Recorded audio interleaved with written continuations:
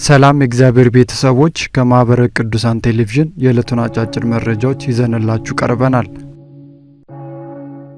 በስጋ ከኛ ቢለይም የእግዚአብሔር ቃልን ለምእመናን በማስተማር አደራውን ተወጥቷል ሲሉ ቅዱስነታቸው ተናገሩ። ብፁዕ ቅዱስ አቡነ ማትያስ ቀዳማዊ ፓትርያርክ ርዕሰ ሊቃነ ጳጳሳት ዘኢትዮጵያ ሊቀ ጳጳስ ዘአክሱም ወዕጨጌ ዘመንበረ ተክለ ሃይማኖት የመምህር ዘላለም ወንድሙን ከዚህ ዓለም ድካም ማረፉን አስመልክቶ የሐዘን መልእክታቸውን አስተላልፈዋል። ቅዱስነታቸው በመልእክታቸው መምህር ዘላለም በመንፈሳዊ ሕይወቱና በትጋቱ ለቤተ ክርስቲያን ተስፋ የነበረውና ለበርካታ ዓመታትም በሀገር ውስጥና ከሀገር ውጭ እየተዘዋወረ ወንጌልን ማስተማሩን አንስተዋል።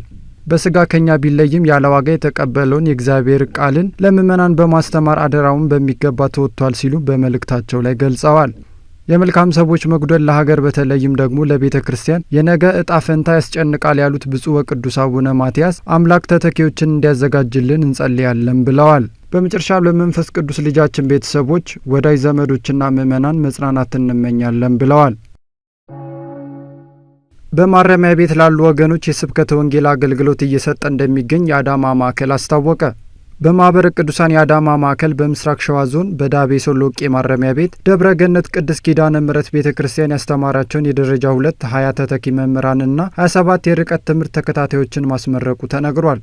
የማዕከል የስብከተ ወንጌልን ሐዋርያዊ አገልግሎት ኃላፊ ዲያቆን እንዳለ አስቻለው ማዕከላችን በማረሚያ ቤት ላሉ ወገኖች እየሰጠ ባለው አገልግሎት ታራሚዎችን ማጽናት፣ ጠፍቶ የነበሩትን መመለስ እንዲሁም ያላመኑትን ማስጠመቅ ነው ብለዋል።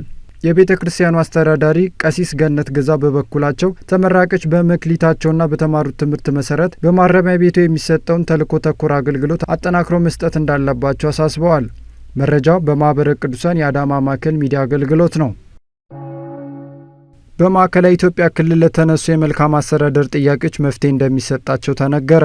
በእንሳ የሀዲያና ስልጤ አህጉረ ስብከት ሚዲያ በመረጃው እንደገለጸው በማዕከላዊ ኢትዮጵያ ክልል በተካሄደው የውይይት መድረክ ከክልሉ 10ሩም ዞኖች የተውጣጡ የኢትዮጵያ ኦርቶዶክስ ተዋሕዶ ቤተ ክርስቲያን አባቶች፣ ወጣቶች፣ ምዕመናንና የክልሉ ከፍተኛ የመንግስት ኃላፊዎች ተገኝተዋል ብሏል። የክልሉ ርዕሰ መስተዳድር ዶክተር እንዳሻው ጣሰው በንግግራቸው የቅድስት ቤተ ክርስቲያንን ደህንነትና የምዕመናንን ሕይወት ከመጠበቅ አንጻር ስራዎች በንቃት ይሰራሉ ሲሉ ገልጸዋል።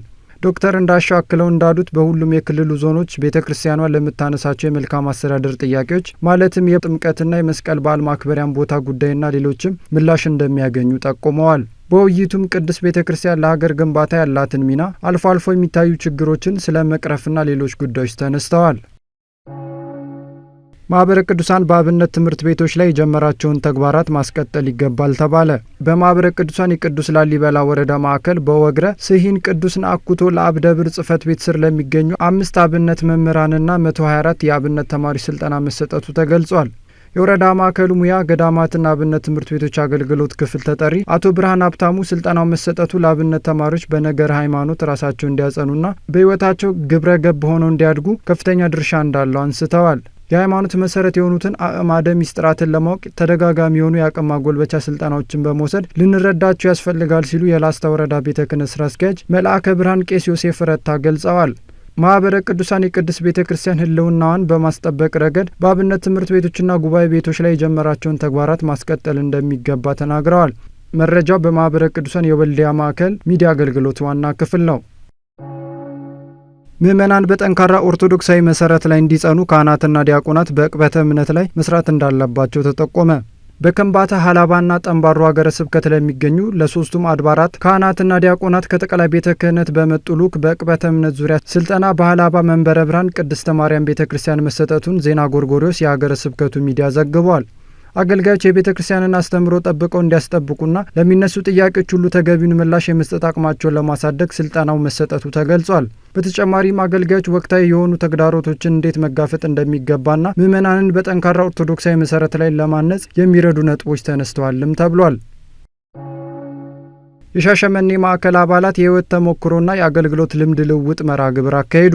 በማህበረ ቅዱሳን የሻሸመኔ ማዕከል አባላት በደብረ አስቦ አቡነ ተክለ ሃይማኖት ቤተ ክርስቲያን አስተዳዳሪ በሆኑት በመልአከ ፀሐይ ቀሲስ በቃሉ ታምነን ቤት በመገኘት የሕይወት ተሞክሮና የአገልግሎት ልምድ ልውውጥ አካሂደዋል። በመርሃ ግብሩ ላይ መልአከ ፀሐይ ቀሲስ በቃሉ በቤተ ክርስቲያን ላይ በደረሱ ፈተናዎች ወቅት ቆራጥነት አሳይተዋል ያሉት የማዕከሉ አባላት በማህበረ ቅዱሳን አገልግሎቶች ላይ ተሳትፎ እንደሚያደርጉም አያይዘው አስተያየታቸውን ሰጥተዋል። አስተዳዳሪው በበኩላቸው የሁሉም ሩጫ ዓላማ ቤተክርስቲያን ማገዝ በመሆኑ ከሁሉም ጋር በትብብር መስራት ይገባል ያሉ ሲሆን ለማህበሩም ያላቸውን ድጋፍ እንደሚቀጥሉ ተናግረዋል። መረጃው በማህበረ ቅዱሳን የሻሸመኔ ማዕከል ነው። ኦርቶዶክሳዊ ቤተሰብን ለማፍራት በትኩረት መስራት እንደሚገባ በማህበረ ቅዱሳን የደብረ ማርቆስ ማዕከል አስታወቀ።